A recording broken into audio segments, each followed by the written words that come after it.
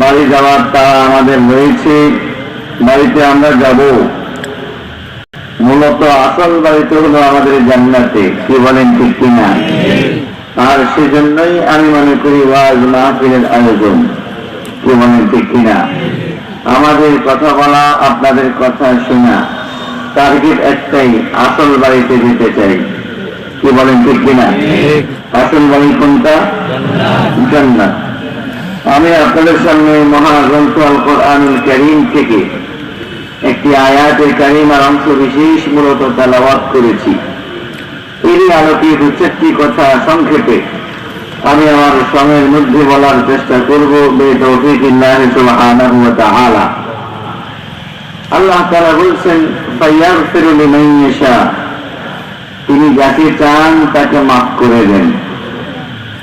ওয়া ইউআযযিবু মান ইয়াশা, আর যাকে চান তাকে শাস্তি দেন। ব্যাপারটা কি কোনো নিয়ম কানুন নাই?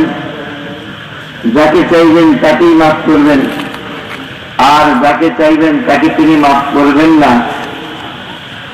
এই কথা আমাদের মাথায় রাখতে হবে যে আল্লাহ তাআলা তাদেরকে মাফ করবেন যারা মাফ চায়। সুবহানাল্লাহ বললেন না? যারা মনে করে যে আমাদের মাফের দরকার, আল্লাহ তাআলা মাফ না করলে আমাদের কোনো উপায় নাই, এই চিন্তাটা যারা করবে, এই লক্ষ্যে যারা এগিয়ে যাবে, আল্লাহ তাআলা দায়িত্ব নিয়েছেন যে তিনি তাদেরকে মাফ করে দেবেন। পক্ষান্তরে যাদের চিন্তা ভাবনা হলো মাফের দরকার কি, মাফ আবার কি জিনিস, কথা কি বুঝে আসছে? যারা মাফ চাইবে না, আল্লাহ তাআলার কাছে এগিয়ে যাবে না, সেদে সেদে আল্লাহ তাআলা তাদেরকে মাফ করতে যাবেন না।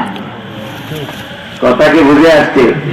এখন আপনি চিন্তা করে দেখেন আপনার মাফের প্রয়োজন আছে কিনা।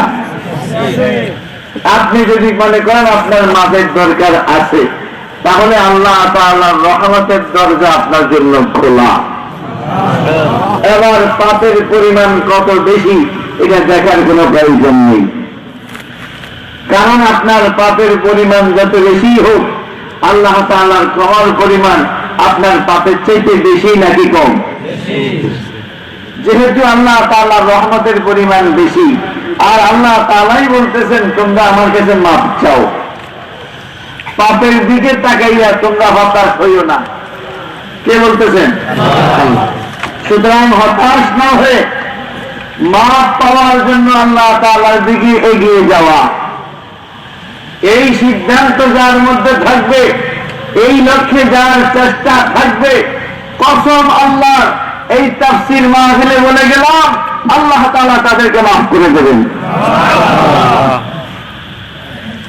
والذين جاهدوا فينا لنهدينهم سبلنا, যারা আমি আল্লাহর পথে আগায়, আমি আল্লাহকে পেতে চাই, আমি আল্লাহর জান্নাতে ঢুকতে চাই, আমার আল্লাহ বলছেন আমাকে পাওয়ার জন্য যতগুলো গেট, যতগুলো দরজা, যতগুলো জানালা, যতগুলো রাস্তা, সবগুলো রাস্তা আমি আমার গোলামের জন্য খুলে দিই।